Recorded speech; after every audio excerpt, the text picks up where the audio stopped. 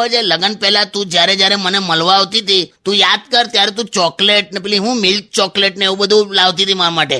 લગન થયા ને બીજે જ દિવસે તે રીંગણા બટાકાનું શાક બનાવેલું. આ તો જમવામાં બપોરે ચોકલેટની થાળી પીરસો. કાલે જો હવે ચોકલેટની દાળ બનાવજો, ખાજો ભાત સાથે. ના સોરી, ચાલ બસ, તું સિરિયસ ના થઈ જાય, સોરી બસ.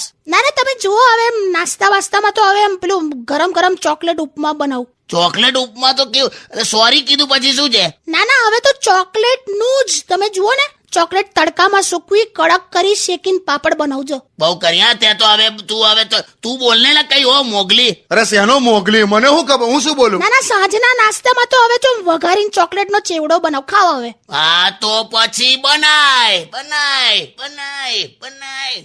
આ શું કર્યું? ઇફેક્ટ આપું છું પર બનાય. તું જે ખવડાવવું હોય ખવડાય, ખાઈ લઈશ મેં. આમે પેલે દિવસે ભીંડામાં આઈસ્ક્રીમ નાખીને તે ખવડાવી લો. મેં ત્યારથી જ મેં તો આ બધી